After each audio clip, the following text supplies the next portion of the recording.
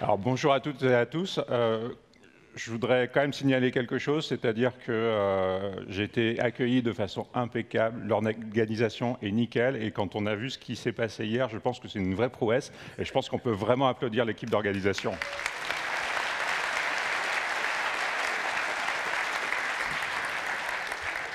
Alors, je vais me risquer aujourd'hui à un exercice particulièrement délicat, qui est effectivement celui de la boule de cristal, et c'est un peu casse-gueule. Premier problème technique, mon zip ne marche plus. Si, c'est bon. Voilà. Et donc, chaque fois qu'on essaie de prédire le futur, globalement, on se plante. Et il y a cette fameuse phrase de Peter Thiel, qui date du début des années 2010, qui disait on a rêvé de voitures volantes et finalement, on a eu 140 caractères, et bien sûr, allusion à Twitter. Et donc finalement, chaque fois qu'on essaye de prédire le futur, on se plante. L'histoire est remplie de fausses prédictions, donc des gens qui ont dit que le PC ne marcherait jamais, d'autres qui ont dit que l'iPhone ne marcherait jamais. C'est assez drôle de voir, si vous pouvez retrouver des articles de l'époque. Je me souviens d'un article qui était les 10 raisons pour lesquelles l'iPhone ne peut pas marcher. Donc c'est toujours un petit peu dangereux. Et donc je voudrais passer un pacte avec vous, c'est que tout ce qu'on va se dire aujourd'hui, ça reste entre nous et vous ne me le ressortez pas dans 10 ans. Voilà. Alors, on va commencer par le sujet pour lequel je suis venu. En fait, c'est quand je suis trop loin, hein, c'est ça? Ouais. Alors non, juste un mot sur Octo. Donc Octo, nous sommes une entreprise qui fait partie du groupe Accenture. Nous sommes aujourd'hui 1000. J'ai quelques sujets de fierté que j'ai envie de partager avec vous. C'est qu'on a participé 6 fois à Great Place to Work. On a fini 3 fois premier, 3 fois deuxième. On est certifié B Corp, un label qui est très important pour nous. On est membre de la Convention des entreprises pour le climat. Et nous venons de faire un mariage d'amour avec Binext, qui était un spécialiste du product management, et donc on va faire plein de belles choses ensemble. Ça va être pénible. Donc, le sujet pour lequel je suis venu, c'est de vous présenter les mégatrends du digital. Donc j'ai fait mon travail de consultant, parce que c'est de là dont je viens, donc j'ai fait une belle matrice à 2 axes, avec en ordonnée le potentiel de disruption et en abscisse la probabilité que cette techno se généralise. Alors ce que vous voyez, c'est globalement les grands domaines technologiques du moment. Et puis je vais les commenter un petit peu. Donc j'ai déjà viré toutes les choses que je ne connais pas du tout, qui sont la bioingénierie, qui je pense va quand même révolutionner pas mal de choses dans notre quotidien. Je ne parle pas des deep tech non plus, donc notamment tout ce qui inclut une dimension matérielle dans l'innovation. Je ne parle pas des nanotech, qui sont probablement très prometteuses aussi. Je ne parle pas de la robotique et je ne parle pas de l'impression 3D. Donc j'ai quand même évacué une petite partie du champ et je ne vais parler que de technologie digitale. Et donc sur ce panorama, j'ai placé le quantum computing à gauche, c'est-à-dire que c'est quelque chose qui peut être très disruptif, mais quand on parle avec les spécialistes du quantum computing, et si on s'éloigne un peu du sensationnalisme de la presse, on se rend compte que la probabilité que le quantum computing arrive un jour, c'est à peu près l'équivalent de la fusion froide, quoi. C'est-à-dire qu'on n'y est quand même pas du tout, et c'est pas sûr que ça arrive dans les 10 prochaines années. Donc je l'ai mis très à gauche dans le schéma. J'ai mis Brain Machine Interface parce que je pense que la connectivité, enfin le bridge entre le numérique et le monde physique peut être quelque chose qui devienne très important. Ça peut être assez disruptif, mais bon, ça restera. Je ne sais pas si on sera tous des cyborgs dans 10 ans non plus. J'ai mis l'intelligence artificielle très en haut à droite, parce que je pense que c'est quelque chose qui est déjà là, qui disrupte déjà notre quotidien, et probablement qu'on n'est qu'au début de ce chemin-là. Il y avait une célèbre phrase de Kevin Kelly qui disait « Si vous ajoutez de l'intelligence artificielle à n'importe quelle activité, vous avez une croissance exponentielle ». Donc peut-être que l'intelligence artificielle va peut-être tenir cette promesse, on en discutera.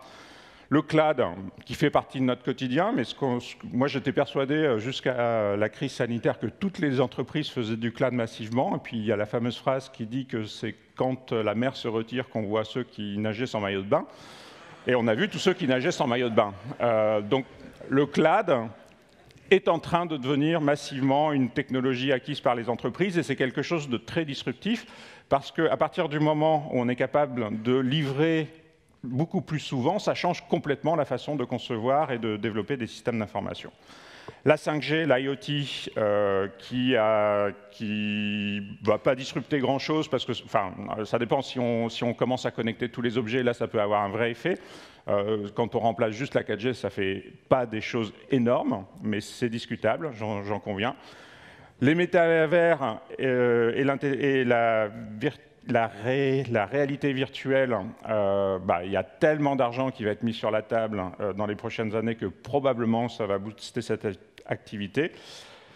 Blockchain, on verra, mais moi c'est une technologie que je trouve hyper ambivalente, hein, donc je la mets un peu en milieu de tableau, c'est-à-dire ça disrupte certains usages, mais aujourd'hui on est en train de l'utiliser pour des choses pour lesquelles elle est super pas faite, et il ne faut surtout pas le faire, et on en rediscutera. Et puis le petit loser de la classe, mais moi que j'aime bien, qui est low code, no code, qui va peut-être pas disrupter grand-chose, mais qui va probablement faire son petit bonhomme de chemin pour changer le monde dans lequel on vit, parce qu'il y a une telle pénurie de développeurs que rendre accessible la construction de systèmes à des gens qui n'ont pas fait 10 ans d'études en génie logiciel, ça peut s'avérer très utile. Ça, c'est si on continue le monde tel qu'il est aujourd'hui. Et le problème, je ne sais pas si c'est un problème d'ailleurs, c'est que je ne suis pas sûr que le monde tel qu'il est aujourd'hui va continuer. Donc je vais vous proposer 3 scénarios plutôt dystopiques. Donc peut-être que je vais vous casser le moral pour le reste de la journée, mais on va quand même essayer d'ouvrir sur des choses positives à la fin. Donc les 3 scénarios, c'est World Tech Companies, Digital Cold War et Digital Detox. Et donc on va commencer avec World Tech Company. Dans ce scénario, alors le jeu des scénarios, c'est de les outrer au maximum hein, pour voir ce que ça dit du monde dans lequel on est. Donc dans ce scénario, il y a quelques multinationales, essentiellement américaines et quelques-unes chinoises, hein, qui dominent les services digitaux B2C et qui poussent au tout digital. Quand on utilise le mot GAFAM, on oublie un peu ce que ça veut dire parce qu'on le voit tellement partout. GAFAM, pour moi, ça a une signification hyper particulière. Ce sont les entreprises qui essayent de vous loquer dans un écosystème qui va subvenir à tous vos besoins. Et si vous regardez les stratégies de ces entreprises, elles essayent de faire en sorte que vous leviez Amazon, que vous couchiez Amazon et que vous ne quittiez jamais cet univers tout au long de la journée. C'est pareil pour Apple, c'est pareil pour Microsoft, et c'est pareil. Donc ils jouent sur des leviers qui peuvent être un peu différents, mais la logique finale est à peu près la même. Donc ils produisent des devices ou des OS qui vous permettent de vous connecter. Ils créent des bulles de services digitaux. Ils offrent des solutions de paiement et puis ils regardent de plus en plus du côté de la banque assurance. Ils proposent des services de stockage sur le cloud pour que toutes vos données restent chez eux. Ils proposent des services de loisirs, donc jeux en ligne, streaming audio, vidéo. Ils proposent des réseaux sociaux. Et puis, probablement que demain, tout le monde va étendre ce type de service vers le métavers.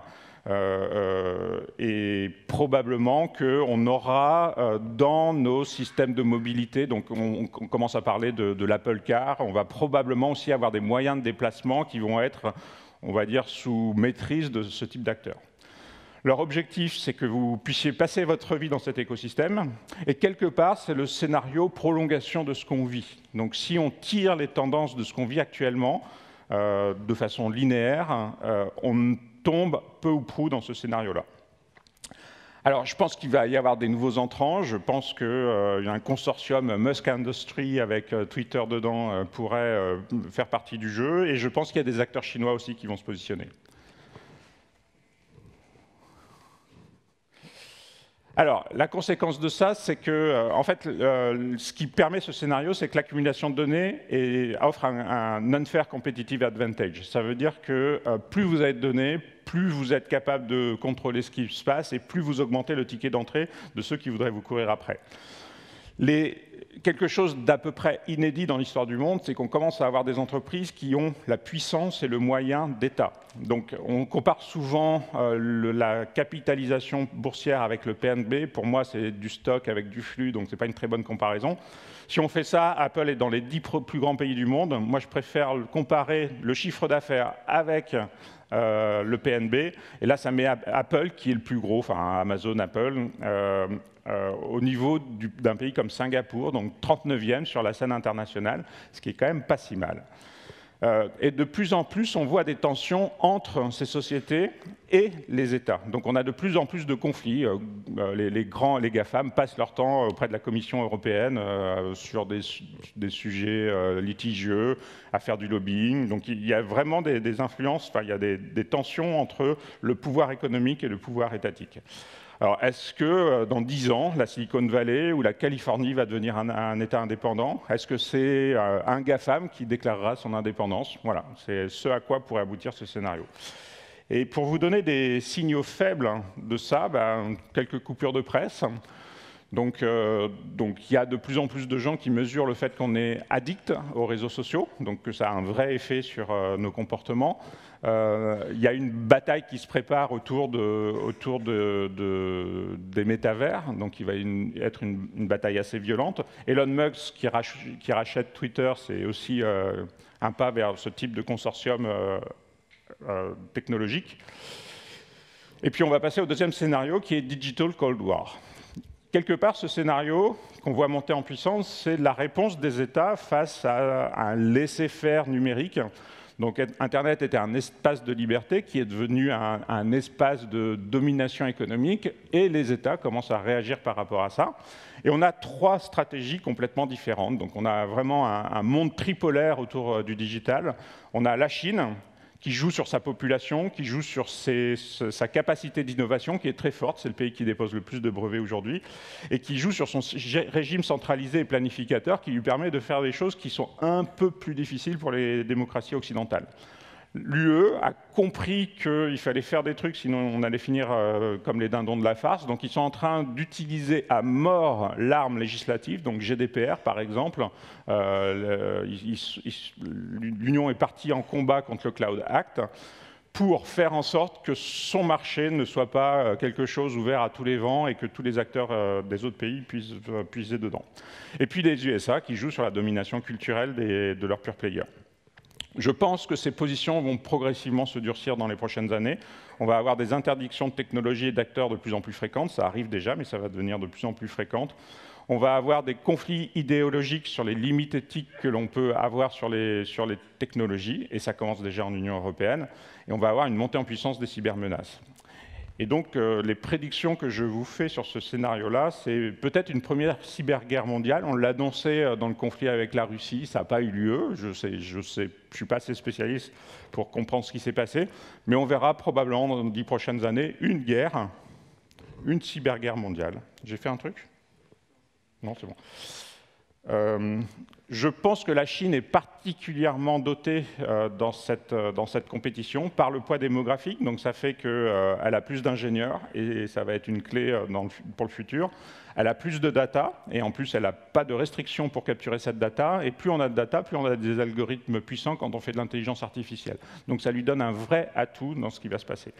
Et puis ils font un truc bizarre, c'est qu'ils commencent à avoir des mesures de discipline et d'augmentation de leurs individus, ce sur quoi je vais venir maintenant. Donc, par exemple, dans les signaux faibles, il y a l'invalidation du Privacy Shield des États-Unis, donc qui fait que le droit européen, je ne vais pas rentrer dans les détails, c'est hyper technique, mais le droit européen et le droit américain sont absolument inconciliables dans le monde du digital. Vous avez entendu Huawei qui était interdit de Google par les États-Unis, donc les Chinois qui n'ont plus le droit d'utiliser des technologies américaines. Il y a le Parlement européen qui veut bannir la reconnaissance faciale, contrairement à toutes les autres plaques mondiales. On a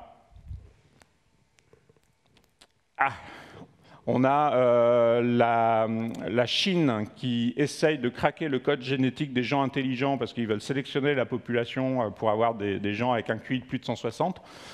On a la Chine qui a interdit donc qui a limité le jeu pour les jeunes il n'y a pas très longtemps. Ils sont en train d'étendre cette limitation à l'utilisation des médias sociaux et du streaming. Donc ils veulent faire une jeunesse hyper disciplinée et aussi intelligente que possible, avec une volonté d'hégémonie relativement évidente. Ok, et le troisième scénario, c'est Digital Detox. Alors, si vous étiez là hier, vous avez vu la conf de Frédéric Bordage, et je vais redire des choses qu'il a dites. je pense que ce n'est pas si grave parce que c'est un sujet qui est vraiment critique. Là, vous avez le stock des matières premières, donc slide qu'il a présenté. Sur ce slide apparaît en plus la composition d'un terminal. Donc vous voyez toutes les matières premières qu'il faut pour construire un terminal. Et vous voyez que quand même, les 4 qui vont s'épuiser dans la décennie ou dans les 2 décennies qui viennent sont nécessaires pour construire un terminal aujourd'hui. Donc la grande question que posait Fred hier, c'est en fait, est-ce qu'on aura encore des ordinateurs pour fonctionner demain? Donc dans ce scénario, on a un épuisement des ressources qui entraîne un déclin du solutionnisme technologique. Donc là, on a un réflexe qui est on va résoudre tous les problèmes avec de la technologie. Demain, peut-être que ce sera plus possible. Le offline revient en force, parce que probablement qu'on aura de l'intermittence des sources de puissance. On verra tout à l'heure qu'on est à 2 doigts de la panne de courant généralisée en France, quand même, aujourd'hui. On aura de l'intermittence dans les énergies, donc, qui vont faire qu'on n'aura pas accès tout le temps au réseau. Donc probablement que le positionnement vis-à-vis du cloud va changer. Et avoir des ordinateurs va être compliqué. En fait, c'est déjà compliqué. Ça arrive déjà. Si vous cherchez à équiper une entreprise en ordinateur, si c'est des PC et pas des Mac, probablement que ça va vous prendre entre 6 mois et 1 an aujourd'hui. Alors on peut dire c'est parce que les chaînes logistiques ont été disruptées par le Covid. Oui. Il y a une autre lecture qui est que ce scénario a déjà commencé et on ne va pas tomber d'une falaise. En fait, on va avoir des petits pets dans le système qui vont s'amplifier, devenir de plus en plus fréquents, auxquels on va s'habituer progressivement, mais qui vont nous faire basculer dans quelque chose de complètement différent. Donc dans les signaux faibles, il y a ces 2-là. Donc si vous entraînez un modèle d'IA, par exemple, c'est l'équivalent, certains ont calculé, de 5 voitures pendant tout leur cycle de vie. Donc un modèle IA, c'est 5 voitures pendant tout leur cycle de vie. C'est plusieurs. Alors moi, il y a une unité que j'aime bien utiliser, qui est le vol aller-retour pour New York, parce que c'est à peu près 1 tonne de carbone. Il faut qu'on soit tous dans un environnement durable à 2 tonnes de carbone. Donc vous avez le droit de faire 2 fois Paris-New York en avion, et pas en business, en économique. Et puis après, il ne faut plus que vous émettiez de carbone de toute l'année. Voilà, c'est ça le budget carbone qu'on a demain dans le monde dans lequel on est. Quand on entraîne un algorithme d'IA, on pète complètement ce budget carbone. Donc ça pose quelques questions. On a échappé donc au blackout électrique, je vous en ai parlé. Dans les autres choses, je suis tombé sur ce truc, je suis tombé de ma chaise, donc je vous invite à aller vérifier. Il y a la source, non, elle n'est pas là, mais je pourrais vous la donner si vous le souhaitez. Quand vous faites une transaction sur le Bitcoin, vous émettez 1 tonne de carbone. Donc vous avez fait un aller-retour Paris-New York en faisant une transaction sur le Bitcoin. Je vous livre les chiffres, c'est une source fiable, mais ça me dépasse tellement mon entendement que je doute. Voilà. Ça veut dire que vous faites 2 transactions en Bitcoin, vous avez épuisé votre budget carbone si on veut un monde durable. C'est assez vertigineux. Et du coup, si on continue sur ce scénario, il y a un livre qui est un vieux livre de 1955 qui s'appelle La vague montante, que des chercheurs du CEA nous ont fait découvrir chez Octo. Et dans cette histoire, il y a des gens qui reviennent plusieurs dizaines de milliers d'après sur la Terre et ils se retrouvent avec des gens qui vivent quasiment à l'âge médiéval, quoi. Il n'y a plus aucune technologie, ils vivent très simplement, pratiquement dans le dénuement. Et ils sont très surpris parce qu'ils ont l'impression que la Terre allait devenir un empire technologique incroyable. Puis à un moment donné, il y en a un qui a un problème médical. Et puis il dit, c'est bon, je vais crever. Avec la science qu'ils ont, là, c'est sauvage, c'est sûr que je vais y passer. Puis à ce moment-là, ils sortent un super équipement médical hyper performant, ils le soignent en 2 coups de cuillère à peau, et le gars est sauvé. Et ça a permis à ces gens-là, donc ces personnes du CEA, d'introduire un concept que je trouve assez intéressant, qui est assez proche de celui que Fred Bordage a abordé hier, qui n'est pas celui des slow-tech, mais celui des high-tech.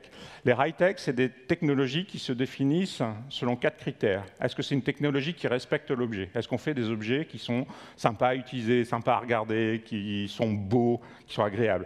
Est-ce que c'est des objets qui respectent l'usage? C'est-à-dire, est-ce que c'est un slip chauffant, par exemple, ou c'est un vrai truc qui nous aide à faire des vraies choses dans la vie? Est-ce que ça respecte l'environnement? Est-ce que quand on le fabrique, on n'est pas dans la gabegie de ressources à tout crin?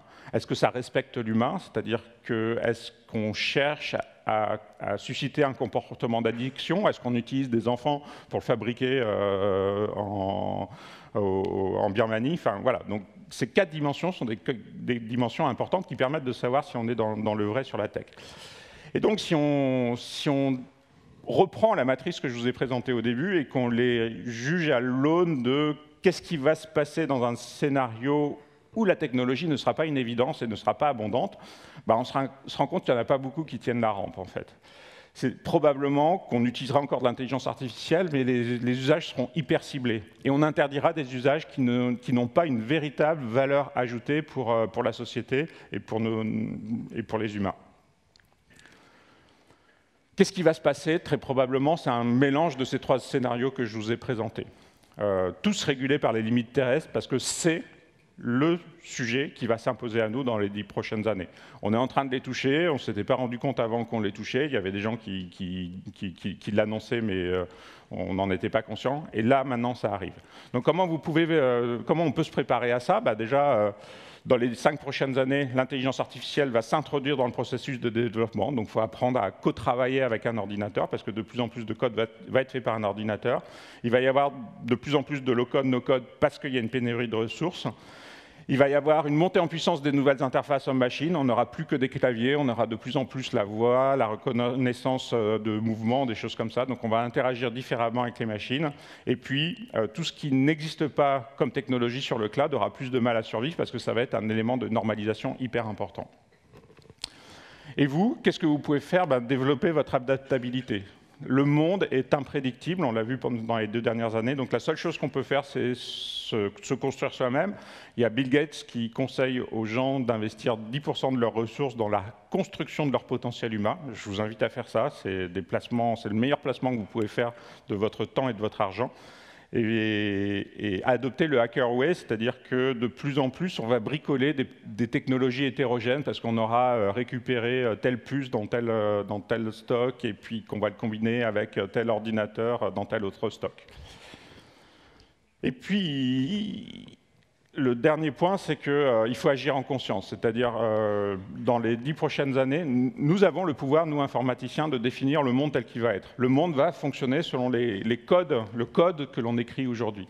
Donc on a une responsabilité énorme, un pouvoir quasi démiurgique, et ça veut dire que c'est à nous de dire ce que l'informatique doit servir comme besoin et ne pas servir comme besoin. Donc essayons de faire en sorte que ce qu'on fait, ce soit des high-tech, parce que l'enjeu de demain, c'est qu'on puisse encore avoir de la technologie, comme le disait très bien Fred. Si vous voulez poursuivre cette conversation, nous aussi, on a une conf qui s'appelle l'USI, et on aura le plaisir d'accueillir 2 personnes qui parlent très bien de ces sujets. Aurore Stéphan, qui s'est fait connaître sur ThinkersView, sur sa discussion autour de l'épuisement des matières premières. Et on aura aussi Nassim Taleb, auteur de Antifragile, qui parle de sujets aussi qui sont très proches de ce que j'ai décrit là. Je vous remercie.